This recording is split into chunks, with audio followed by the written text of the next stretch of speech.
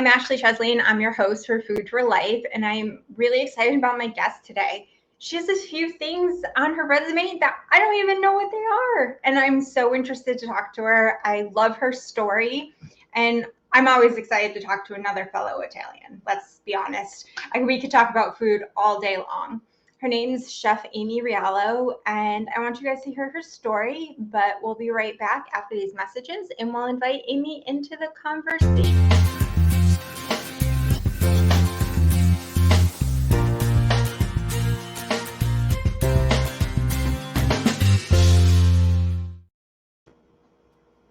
Welcome, Amy. Thank you for joining us today.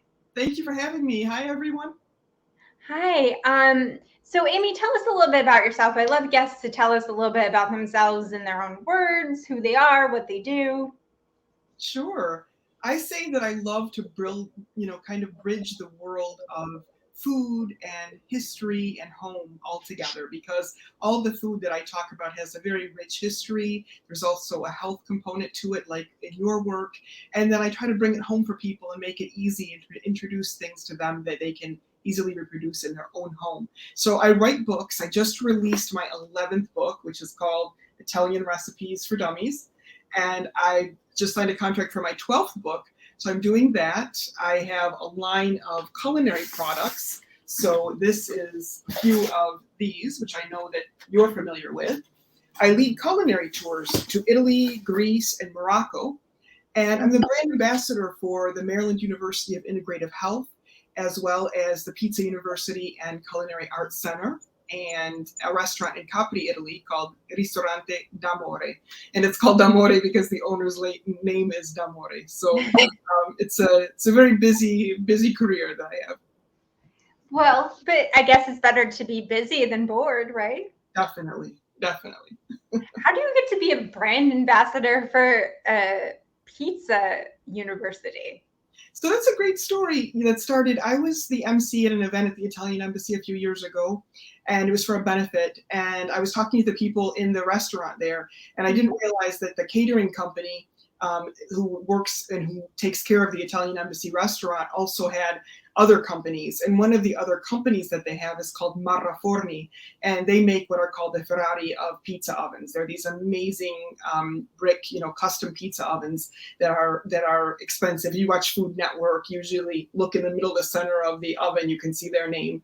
And because they were making these ovens and helping a lot of people open pizza businesses, they realized that a lot of people in the States didn't have the knowledge, either the technical pizzaiolo skills, or they didn't have the operation of the ovens, or even the operating of a pizza business skills. So they started this school so that they could teach people how to run pizza businesses, restaurants, in terms of like profitability and things. But also we bring the maestri in from Italy to lead these courses so that you could become a certified pizzaiolo or pizzaiola without traveling to Napoli. And it's really, really fun. And so they saw the work that I was doing, and I had I used to teach cooking classes for ages for many different schools, and they knew that, and they said, why don't you come and work with us and be our ambassador? So I was very excited to do that, and I still am. It's a great relationship. Well, who doesn't want to talk about pizza all day? Right, or eat it. The kind of pizza that like everyone wants to make in an amazing oven. Pizza is so amazing. You can make it so many different ways, and so many different regions and countries make it so differently. I always find it so interesting. Even here within the United States, that's part of our work, is trying to classify the different pizzas. So Detroit, Chicago, California has their own style. Obviously, New York has their own style. There's many right here in the States people don't realize. And so it's a lot of fun. Oh, I know in the Midwest, they have quite the argument over what style of pizza and how to put the toppings where, and whether the cheese goes first or the sauce. Right. I always find it interesting talking to chefs, and they're like, no, you don't do it this way. And then if you talk to people from Italy, they only have certain ways to make it, and the dough is what makes it different. Exactly. Check out, if anybody's interested, they could check out our website. It's pizzauniversity.org. We have a blog, and the blog actually has like classifications that we tell you, that this percent hydration is what makes a Chicago pizza, and this kind of temperature is what makes the Neapolitan. We actually give all the specs for all the different pizzas, because it was hard to find that information readily before. So that's one of the things that we do. You're making me hungry. It's 5 o'clock. I mean, I know, right? I always eat dinner after I'm done with the show. So, did right. you always want to be a chef and a TV personality, or did you like daydream about other careers? I mean, did you want to be a ballerina when you were little? Did you want to be an astronaut? What? That's such a fun question. I did daydream of other things. The one thing that I daydreamed of that's still part of my daily life right now is being in Italy. Bless you. Being in Italy, spending a lot of time overseas, speaking different languages. I always knew that would be part of my life. But I was always cooking. Like that's nothing different. But I didn't think about cooking as a career because the way I grew up, I thought that cooking was just something that women did, and it was part of our life. And I never thought that it could be something that I would make a living doing. So how I wanted to make a living was in fashion. So I actually went to Cornell and I studied apparel and textile management. And I was hoping to become a fashion director like of Neiman Marcus or Saks Fifth Avenue or one of these type places. Oh, wow. I would go and buy the fashions, oversee the buyers for the different seasons. But when I started working in that field, you have to start out as a buyer. And I realized that it was very mathematical. There were a lot of spreadsheets. It was an office job. I thought I would be going different places and feeling fabrics and stuff. And it didn't have that tactile rush that I wanted. So it wasn't as creative as I wanted. But I realized that, I still loved food all the way through that. And I would do things like I would get up and make bread before I would go into the office. And people would say, that's really not what people in the fashion industry do. Like, are you sure you're not in the wrong job? And 10 years later, and very long story short, I ended up publishing my first book and teaching cooking classes and things like that. And it all, from there, one thing led to another. But I still love fashion. And, I emceed another event at the Italian Embassy on Friday, and it was called Beyond the Runway. We had the House of Gucci author, Gay Forden, and it was a lot of fashion personalities in the audience. So it all comes back at some point, and makes who you are. I don't think that whatever we want to be as a child, I don't think it ever fully leaves us. Did you get to wear a dress by Gucci to MC? I did not wear a Gucci dress. I wore another one, but I was happy with my choice. That's so cool. Yeah, I mean, I'm not sure having bread and pizza and all that is necessarily on every model's diet. It's on some of them, but not all of them, I bet, right? Right, exactly. I think that's fascinating. Yeah, I mean, you were saying about how in your family that it was just something people did, and I grew up where it's food and cooking and being in the kitchen while everyone cooked, that was just something that was done. I never thought of it as a career until I got much, much older. It's funny that you say that, Ashley. And we're not uncommon, because even with my friends and colleagues and family in Italy, there are so many people that are amazing artists or amazing dancers or, kind of in the daily living arts. And that's just what they do, like a pastime. But yet, I feel like if they were in this country, or if they lived somewhere else other than Italy, they would probably be the number one, fill in the blank, because they're so good at it. But in Italy, there are so many. It's part of, people just enjoy those things more. So it's like some people enjoy them a little bit more than others, but they don't necessarily make a living out of them. I think that's where the US and some other countries in the world differ. Mm-hmm. We work harder and we do things in a way where we forget sometimes we need to enjoy life, whereas they work to enjoy their lives in other countries. Right. They work to live. They don't live to work. Right. And I think it doesn't mean you're not good at your career, you're not amazing, or you don't work hard. It's just, I find that it's fascinating that in places like Italy that they find time to take vacations and it's okay. Whereas here you take a vacation and people do it so they can have surgery instead of like go lay on a beach and they feel guilty about it. Right. Totally. I would love, so how many languages do you speak? I speak English, Italian, French, Spanish, conversational Arabic, and I'm studying Greek. Oh, wow. Conversational Arabic. That's a hard one. It is very hard. And it took What made you want to study languages? Well, I didn't ever set out to study languages. It's just that I worked and lived in a lot of different places, and especially around the Mediterranean. And to really understand the food, to understand the people, you need at least a basic knowledge. But then because I was working there, I would find like there would just be things I would want to communicate. And in the beginning, you always rely on a translator, whatever. And once I started knowing a little bit more, I realized, well, like, that's not exactly what I wanted to say, or that's not the way I wanted to say it. And I like the way when you speak the same language, it kind of puts you on the same plane as people, and I'm very appreciative of the people and their patience as I learn. Sometimes I say I speak my own little language because I'm so used to speaking a lot of different languages all in the same day that when I just don't think about it, sometimes I'll say like, 3 Italian words and a couple English words and a Spanish word and like all together. And it takes, not everybody can do that or like keep up, but it's my own little dialect.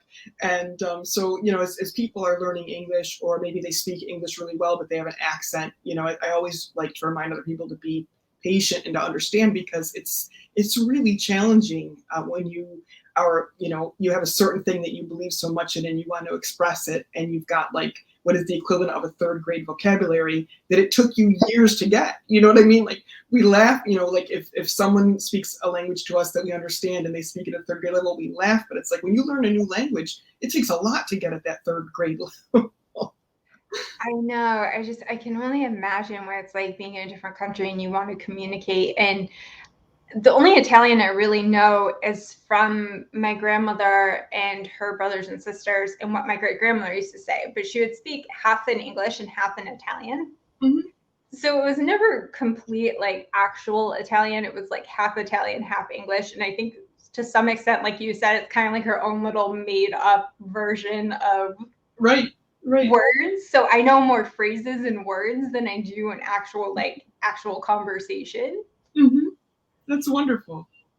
So does your family understand you when you're switching back and forth to like 3 different languages in a day? Some people, I mean, the people that speak, there's a couple of people that, a lot of restaurateurs, especially Italian restaurateurs, speak English and Italian and Spanish, because that's just the nature of working. So that's easy with them. But then with other people, it's a little bit more harder. They say, wait a minute, did you realize you switched? Or like, I didn't get that one word. Or they think that you forgot the word in whatever language you're speaking because you said it wrong. You know what I mean? It's like, no, in my head, it means the right thing. Well, you knew what you were talking about, right? Right. That's okay, right? So I know the thing on your resume that fascinates me the most is that you're a food historian, and I wrote this down to get it right, a culinary anthropologist. I know what a chef is, I know what a cookbook author is, but how do you become these things, and how did that all happen for you? Well, there are schools that nowadays that teach food history. And, so if you go to a school that has like a great culinary program, they might have different courses on that you can take. But how I got interested in it was when I was young, because I used to watch these historical shows with my dad, or National Geographic shows with my dad, and they would do a great job. On the historical side, they would tell you about the history, but they would never really tell you about the food. And on the National Geographic side, they would tell you about groups of people or tribes or whatever, but again, they would never talk about the food. So my dad used to always look at me and say, I wonder what they ate. And I think it just planted a seed in my head. It sounds silly, but like I always wanted to be able to answer that question for my dad, because if he said it, it was important. And so I think I have this innate desire to be able to understand why in a certain place they eat a certain thing and when. The history part just came because I love history, and I love, thinking about different periods and things like that, but I don't like chronicling history through war. So at some point in my life, I realized that, you can look at the past in a different way than just saying the War of 1812 or World War I or World War II. Like, that's telling history through war, but you can tell history through fashion or through food or through whatever way that you like. And I could learn it more for myself if I told it through food. So I kind of started looking at it like that through my own lens. And then when I started writing my first books, my first one was on the Arabian Peninsula, and the second one was on the cuisine and culture of Egypt. And there's so much history in Egypt, obviously, and then food, but nobody had really put them together. So I started working with doctors and Egyptologists and archaeologists on how we could make a food history timeline in Egypt, using their data, because it had never been written about before. And then it just, once I did that, people started calling me a food historian, and I applied that history aspect to all of my work. For the culinary anthropology piece, so I look at it like this: food history is chronicling history through food, and instead of saying when America was discovered, this happened, we can say, in this century, all of these foods like chocolate and corn and, coffee and what were brought back to Europe because of that. And so that's the food history part. With the culinary anthropology part, that's a term that National Geographic gave me when, 3 decades later, after I used to watch those shows with my dad, I was actually doing a presentation there. So a lot of embassies or museums or different cultural institutes will call me before they do a new mostra. See, this is how I do it. Before they do a new exhibit, Like exhibit, yeah. They come and look at the different pieces that we have on display and then make a culinary thing to go along with it so that you can talk about that culture through food. So it really is examining a culture. It can be any culture through the food they eat. That's culinary anthropology. By looking at a certain type of a grain of rice that a population eats and how they use it, you can tell various things about them, for example. And that's how we use this. And so it's a little different because it's not always related to history as the food history is. It's more about the sociological aspects. And so that's culinary anthropology. And so I was giving this one lecture on the history of the food of the Anglo-Saxons. And they introduced me at the National Geographic as culinary anthropologist. And I said, okay, if National Geographic calls me that, I'm gonna put it on my bio. And that's how it started. Well, that's quite an honor. And I mean, if National Geographic calls you that, of course you have to. Your dad must be so proud. Thank you. I hope so. That is a cool title. I never heard of it. And when you sent me your bio, I was reading, I'm like, I don't think I've ever heard of anyone else being called that. I mean, I've seen exhibits and museums and things where like their cafeteria or their cafe will do some sort of piece with the food aspect through some exhibit that they have of some culture. Or like during opening night, they'll serve food. Exactly. That's a great or whatever. But I've never seen anyone like completely study it. And I find it fascinating because I love to hear like the history. And a lot of times we can't pass it down unless we get to know people or read books or things. And I got to imagine studying it in the original language is how you learn some of this, right? Definitely. That makes it a lot easier because especially in history, there's just so much more in language because people, obviously care about their own country and they're going to put it right. And they're going to say it in a lens of how they experienced it. Instead of if it's someone else telling a story, they'll chronicle the history as it means something through them. And we all have a different viewpoint. So and that's why I don't specialize in a lot of different places that I don't have that much of a knowledge about the culture. I try to sit in the Mediterranean region because it's something I'm comfortable with. I understand more, and I feel like I can explain it better. So I have a question. Like when you were studying things, could you trace stuff all the way back down to things like the pyramids, like drawings and things back then? Because they used to draw everything on those things. There are some things that are tomb drawings, and I'll show you. I have those books here. So this is my Nile style Egyptian cuisine and culture. This is my first Egyptian book. It was the second one that I published, and it's the history of Egypt through food. And then it got the World Gourmand Award in Paris. They asked me to put it an updated version, and so I did this version. And in it, I start with the Jewish community that was in Egypt already, the Bedouins, the Nubians, and then I go into the pharaonic times and talk about the things in the pyramids. I have one recipe in here for something called Cleopatra's Kisses. It's actually a recipe that was translated from hieroglyphs, and it's for two walnuts, two walnut halves that they would make a marzipan and put in the middle of the walnut and close it, and then they made a sugar, what's the word, like a sugar drizzle, a caramel drizzle that they put over the top. Oh, wow. And if you think about it, I mean, for thousands of years ago, that was a pretty sophisticated little recipe to make marzipan. Nowadays, most bakers don't even make their own homemade marzipan, and they have food processors. It's like in those days they were using a mortar and pestle. Plus, sugar was super expensive because they had just gotten sugar in Egypt from the Persians. And so when we think of the price of sugar, like now it's so cheap and we're trying to avoid it. But in 18th century France, you would have to go to an apothecary to get a teaspoon of sugar. And it would be served to you like a medicine, because it would lift your spirits. People didn't have sugar in their daily diet. So it was very different than now. And so that's like one of the things that would be in there. Some were translated from Hebrew. Some were, many were in Arabic. A lot of them were in medieval Arabic.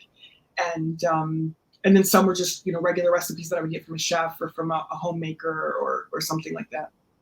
That's interesting to have a piece of history like that shared with you.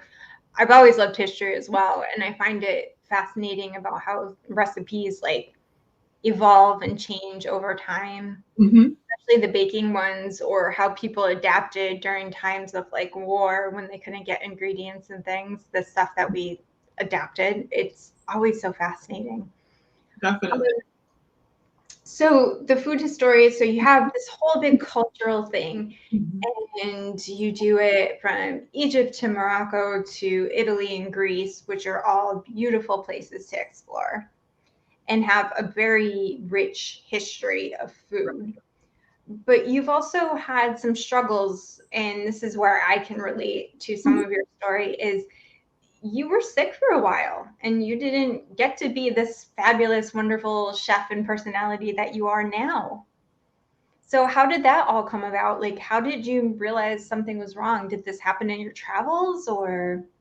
No, actually, and it's good that you brought it up, Ashley. It's something that I don't normally, just talk about unless someone brings it up. But I do think it's useful. Sometimes we go through different experiences in life, and I never like to focus on the negative, but I think if once you've transformed them, if they can maybe inspire somebody or give them hope, or even sometimes, myself, because I forget it was a long time ago I went through that. It's good to know. So you asked me earlier about what I used to dream of and then how I got here nowadays. And so my illness, I kind of look at it as the bridge between the old career that I had and the old lifestyle that I had, that it wasn't keeping me happy and satisfying me, and then what I'm doing now.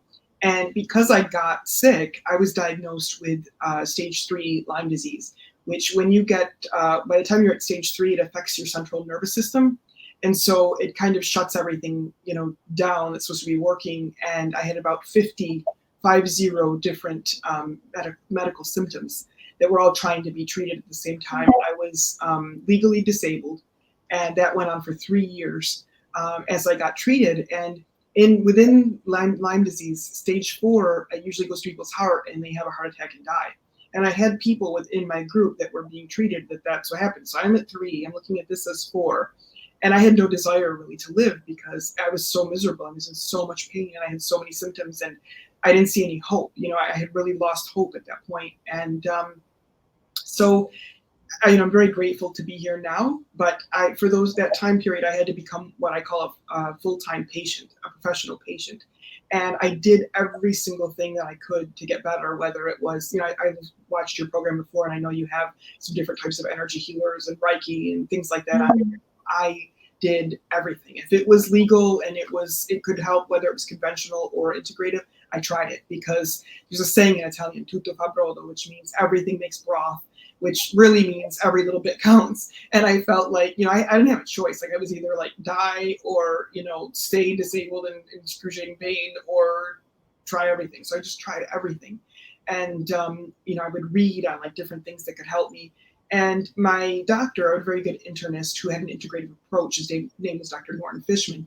And that's what eventually led me to work with the integrative, the Maryland University of Integrative Health today. But way back then, I didn't know that. And he said, I will put together a team of doctors for you, because you're going to need several different things. And so through a combination of neurobiofeedback, mind-body therapy, traditional, antibiotics and other types of conventional medication, IVs, and all kinds of supplements, and chiropractic care, physical therapy, and craniosacral manipulation, and on and on and on. After 3 years, I had a clean bill of health.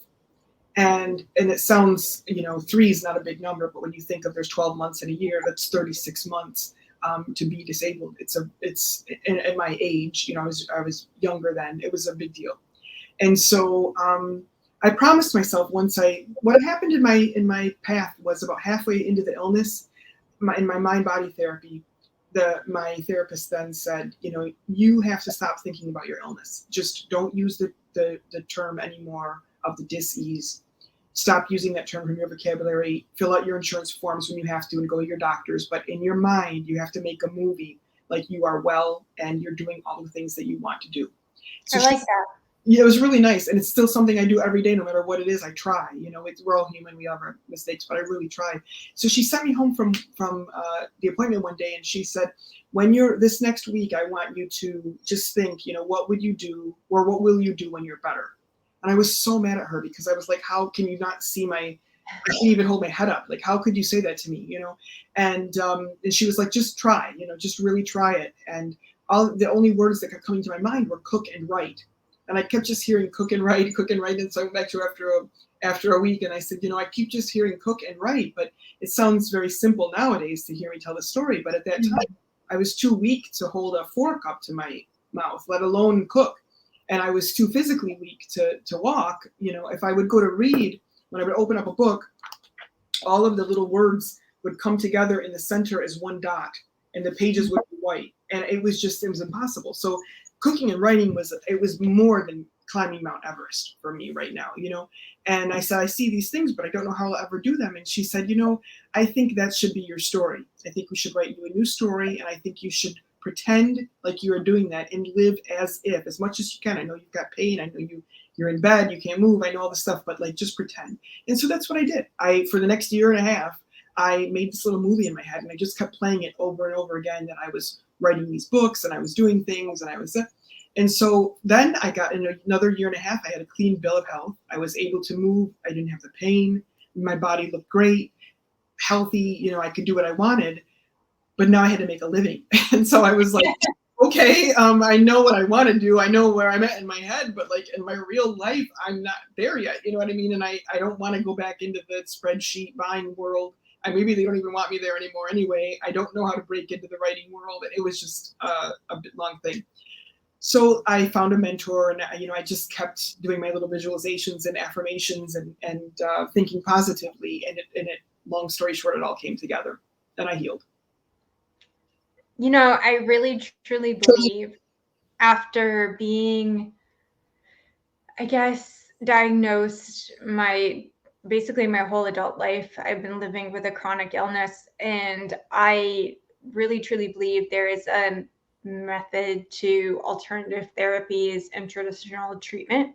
Mm-hmm. And I believe everyone can benefit for some time with some sort of therapist of some sort or anything. If you can't see a therapist and they don't do anything for you, then God bless that person. But I think everyone can benefit from some sort of mental health counseling. Mm-hmm. All types. There's all types. Yeah, there's all kinds of different things. That's how come why I have different people on the show, because sometimes to be healed, you need, some people like the traditionals, some people don't. Mm-hmm. And if you're someone like me or like you that saw so many doctors, after a while, you don't want to do that, right? Right. Exactly. And now tell us again, how many cookbooks do you have? So I have 11 books. A couple of them are not cookbooks. Like I have one, this is my new one, but I have one that actually teaches you how to write a book. So I have several different ones. This is my very first one that I actually started writing when I was in bed, Arabian Delights. This is the one that teaches you how to write your own cookbook. It's called Creating a Cookbook. Number 10 that I did right before this Italian one is called Mediterranean Lifestyle for Dummies. And this is much more about lifestyle. It's got about 30 recipes in it, but it's more about lifestyle. And then I wrote the Ultimate Mediterranean Diet Cookbook. This one in 2021, Women's Health magazine named it one of the best med diet books. I have the Italian Diabetes Cookbook that I did with the American Diabetes Association. I have this quick diabetic recipes that I edited. And then I have the bestseller that I did for the ADA was originally this version, which is an evolution of my family recipes and then from my travels. And then it became this version in second edition. And so pretty. That one. Thank you. Thank you very much. This one has all of the recipes from all the recipes and all the pictures from my culinary tours in it. So look at all that. You accomplished what you wanted and so much more so far. Thank you for that reminder. Is there anything in that movie in your head that you're still waiting to accomplish? Or do you edit that movie all the time like you do a book? I edit it every month, honestly. Oh, wow. But I will say this, there are some things I didn't accomplish, but there are other things that I accomplished more of. Like back in those days, just to publish one book, I only thought I would ever publish one book. I never thought about more than that. And it was just, I gotta publish that one book. I've gotta publish that one book. That now when I look back, I laugh and I think if I could only tell my younger self, like, be calm, like one day you're not gonna have enough time to write, and that's where I am now. But so that was a definite one of the ones that I did more of. Also the countries, I didn't think I would be involved in like so many different countries. I didn't think I would have my own label of olive oil, things like that. So that's kind of more than others. There's some things that still haven't come yet. So I have a 21-day process, and I do it every month. And it's something that I learned way back from in the mind body therapy, where you make a little story of where you want to be and what you want to be doing, and you think about how you will feel doing those things. And then each day you meditate on them and try to feel as much as possible as if you're in that energy. But I think the beautiful thing with the universe is sometimes we don't know what we want, and if I can go back and see, like, I'm also very grateful for the things that I wanted that I didn't get, because I can see now how those things would have been not great for me. Although, at that time I might have been let down or something. So that's important to remember too. I know that feeling. You think that you want something, and then when you don't get it, you're like, well, that could have been a disaster, right? Right. So we're going to hear some more from you, and we're going to thank the good people at E360, and we'll be right back with Amy Riolo.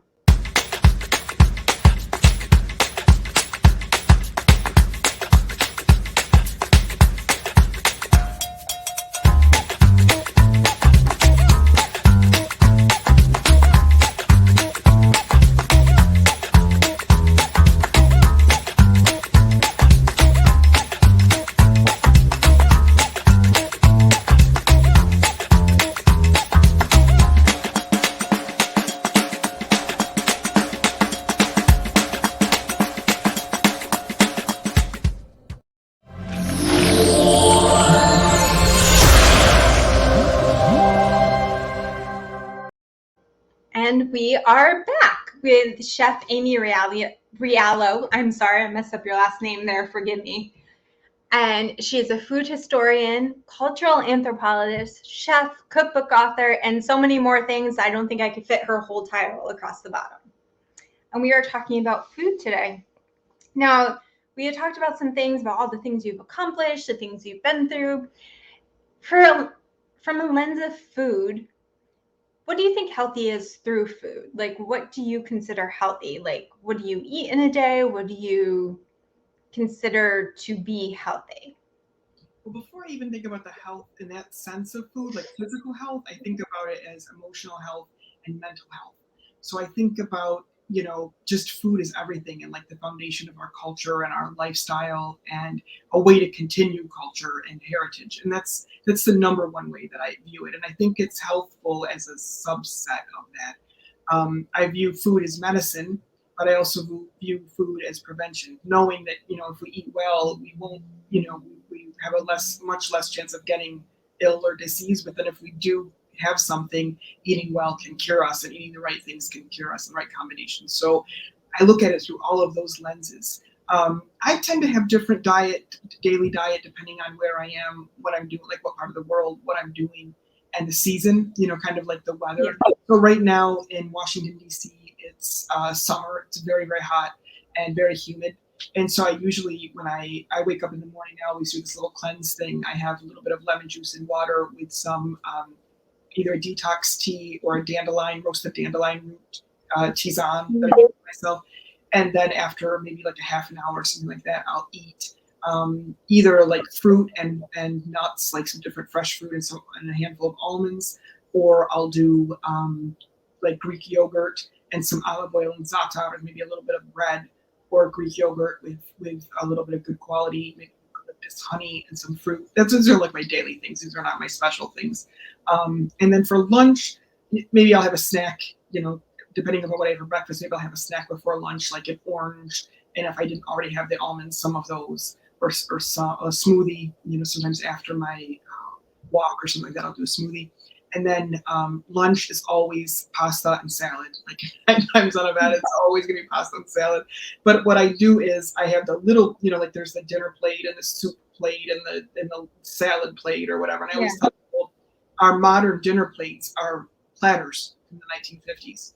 And the salad plate is what the dinner plate was, back then. So I have the pasta on the salad plate, or the sandwich plate, the smaller one. And then I have the salad in the soup bowl, or on like the bigger plate, the green salad. Always olive oil and vinegar, or olive oil and lemon juice for my brand for the dressing. Never like store bought dressings or yes.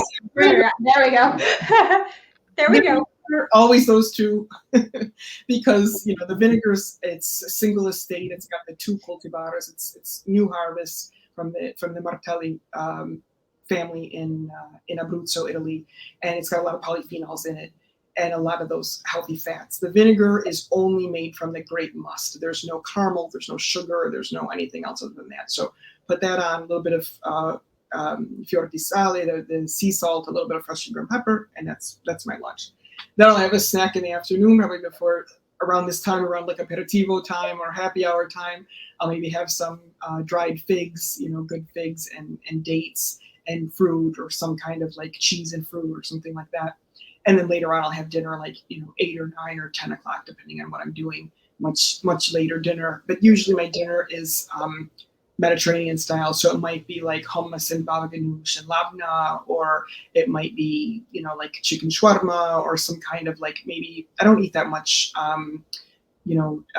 meat and things like that. I try to do more vegetarian, but maybe it's like a large salad with a hard-boiled egg or something. These are just my regular daily meals. These are not like entertaining meals or television meals or something like that. That's what I eat normally to stay somewhat healthy and motivated. I love that you also have mentioned about yogurt. This is what I always tell people. Like, I tell my clients that if you're going to buy yogurt, buy the plain one of whatever brand you like, not the one that has all the sugars and the flavors and everything. That way you can do it savory and sweet. You were talking about using it as a savory thing in the morning, not just a sweet one in a smoothie or something like that. Right. I fell in love with labna in the Middle East, and I learned that the country Lebanon takes its name from the Arabic plural form of the word labna, which is strained yogurt cheese, because they make it so much. It's been, it was a staple food of the nomads back in antiquity, and it's just been made ever since. So if you use a plain Greek style yogurt and just strain that extra water out, I don't throw it away. I drink it because it's full of probiotics. But if you strain it, it makes it thicker. And then you just put that on a plate. You kind of like smear it on a plate and put the olive oil at the top with a little bit of za'atar, which is the wild thyme spice mix, or whatever you like. And you dip right into that. For people who don't like yogurt for breakfast, or they don't like sweet breakfast, they want a savory, that's a really great mix, because you've got, the yogurt's a complete, got all the macronutrients in it. And then you add the olive oil that heightens them and gives you the anti-inflammatory. You get a little bit of bread. So it's a nice little quick, it's an ancient meal, but it's really, to me, that's what fast food should be and is. Yeah, I agree. I think people sometimes have to reassess the whole idea of what breakfast is and what things are. In a lot of countries like us here in the US, they don't eat eggs and bacon and toast. They eat something small. Right. Right. And, reassessing is so important. I mean, I'm 100% on board with you, Ashley, because the same thing, like a lot of times I do events at night, and I'll come home from the event. When you're cooking for a lot of people, or when you're, speaking, you normally get the chance to really eat as you would have attending an event. So I usually come home hungry. But that same yogurt, olive oil, bread combination that I mentioned, or crudité, that would be my breakfast, also makes a really good late night dinner if you skipped, instead of having to eat something that's, frozen, not good, from a drive-through. It's a great little thing that people can have on hand to just go to anytime they need to eat something but want something nutritious. That's so true. Yeah, especially if you're the one cooking for everyone. You're not the one that's actually eating and enjoying anything. You're lucky if you get like a glass of water while you're working. Right. I've come home from many of the events hungry and realizing it's like 11:30 and I'm hungry and I want to eat something because I haven't eaten in like 7 hours. Exactly. But these are the perfect things. These are the things that people need to learn to know, to have fruit and nuts and yogurt and things. I don't think people think the simplicity can be as nourishing as something that's big and elaborate. Right. Definitely. Sometimes if we have good quality, in-season stuff with some good quality products, it can be even better. We actually have a farm here that I get like goat cheese from and things, and they make the labna, and I get it from them, and they have their whole thing. I love it because it's so fresh and so new. Now, you have all these cookbooks and these tours you've gone to. Is there any countries or places you love to travel to like check out new food or examine their cultural things through food? I know it might sound like silly, but I would just like to spend more time in the countries that I already go to, because it's like anything else in life. The more that you learn, the more you realize you have to learn, and so there's just so much. And I think from an American perspective, when we're here, it's like, oh, I'm going to go to this country or that country or whatever, but there's so much to see within them. I mean, when I was in Italy, I was in Verona, and I was in Venice, and I was in Abruzzo, and just those three regions alone are so different. And so to be able to go even to my own town where my father's family's from, there's so much variance between the different names of one particular dish in the same town, like not even in the same region. So you can really spend a lifetime just studying one little town's food, so I'd like to spend much more time in each place and just keep digging. I have the surface covered with all of them, and in the places I spend more time, I mean, obviously, I wrote a book about Egyptian food and books about Islamic, so I know quite a bit. But I would just like to go deeper and keep learning more and more about those little recipes that they only make one time a year on a saint's day, or for a particular holiday, or maybe that only one person makes in one town. That's what excites me. You could spend years traveling the different regions of Italy. Right. You could probably spend the rest of your lifetime trying to learn all that stuff. Exactly. Now Abruzzo, there's good wine there too. Yes, there is. They're having a wine event today at the embassy, but I missed it. So our show, too many great things and too little time. Abruzzo has wonderful wine, and my olive oil producer also makes wine. So they have one of their white wines is called pecorino, like the cheese, and also because it comes from the name of sheep, because they say that those white grapes used to grow really low, and so the sheep would eat them. That's pecorino. They also have a Tresoline, which is a wonderful rosé. When we take the tours over there, a lot of the Americans really like that one Tresoline from Abruzzo. And of course, it's known for the Montepulciano d'Abruzzo, which you can get everywhere. But the quality, definitely look out for the quality controls and the different labels that they have in terms of the denominations, because you can get a really bad Montepulciano d'Abruzzo, or you can get one that's absolutely amazing. So it's like everything else in the world.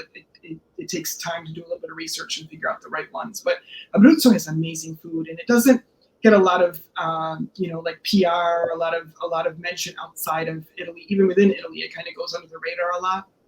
But they have the Gran Sassi. There are these mountains where they have all these natural sources of water. So probably a lot of people watching have heard of De Cecco pasta, the DEC. It's available at the supermarket. They're from that region of Abruzzo originally, and that was the wheat basket of Italy throughout history. And so a lot of the artisan pasta makers come from there. They have a lot of indigenous grains. Even nowadays, people are using very unique ancient grains to make even people at home. Just they're not even professional, but they're like, oh, I went to the market and I got this unique grain, and so I'm making my bread or my flour, my pasta with that. And they have the indigenous wine grapes too that they're making the wine with, and vinegars. It's a really cool place. It's on the Adriatic Sea, and their slogan is that it's a place where nature and culture meet, and because a lot of Italian poets came from that region. But when you go there, you can see I wake up sometimes there just laughing, no, I didn't, I didn't hear any joke or anything. I just wake up laughing. There's something in the energy and atmosphere that's it's a very pleasant place. Sounds like a beautiful place. I have yet to make it. Of all the places I've traveled, Italy has not been one of the places I've been able to make it to. And we were, but then COVID happened, and now we haven't rescheduled the trip yet. I think you weren't supposed to go until you met me. Maybe not. I'll have to ask you for all the best places to go. Right. I think traveling is destiny, and there's sometimes places that you want to go, but you can't. And then when you go, you understand why. Like for me, Morocco was that way.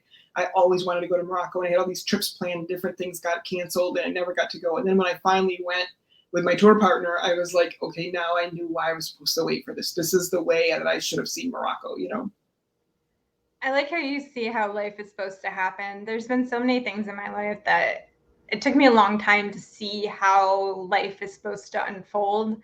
And, like everyone else, I am still human. I have my moments and my days where I'm like, oh, but I like how you see life and you embrace everything. A lot of people wouldn't see life like that. And I think you're embracing all the good things in your life. Thank you so much. It's a challenge, and I have my days too. But at the end of the day, we can only go forward. Like, we can't go back. So, it's either be unhappy or just make that decision that we're going to look at it from a rose-colored lens. Oh, I'd love to go eat through Italy with you one of these days.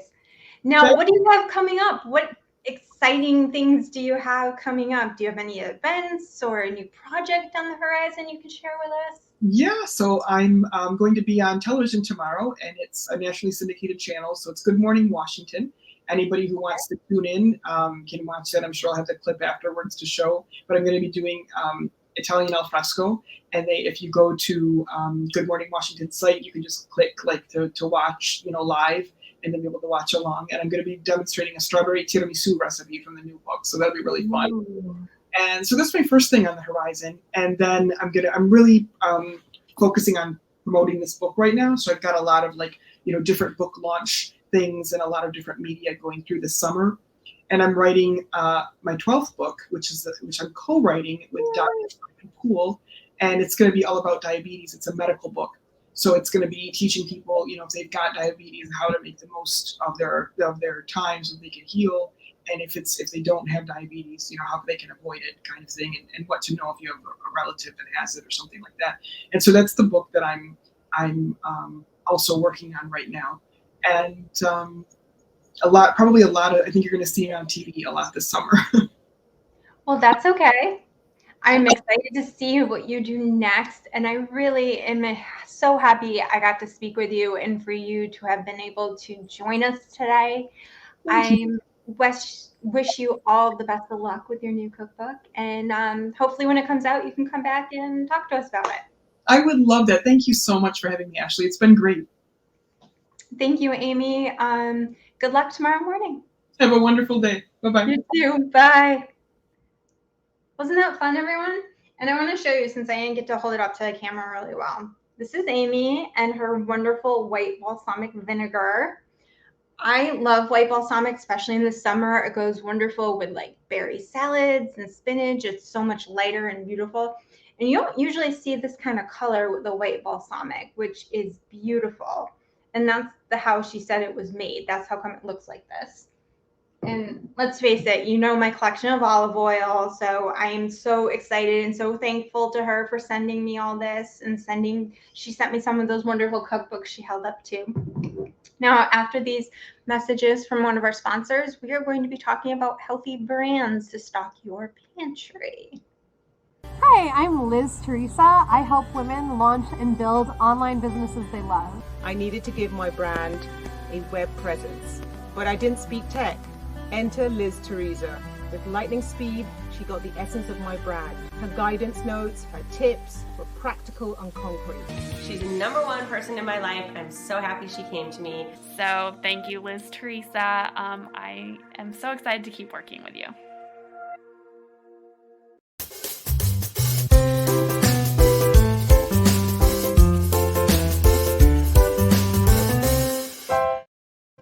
Okay, so we are back, and I wanted to talk to you today.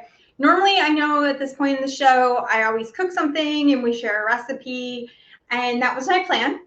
But my stove and oven actually went on Monday, so I won't be able to cook this week. But I wanted to show you guys some brands because I get messages and emails all the time about some of my favorite brands and how do I stock my pantry and what do I eat and bake with. So I wanted to show you. I have, obviously we showed Amy's olive oil and vinegar. So go to her website. We'll look and check all those out. Okay. Now, most of you guys know that I'm a vegetarian and that I'm gluten-free. And so one of my favorite pasta brands right now is Jovial. I like them for the brown rice pasta. They also have a mix of some different vegetable ones they have together.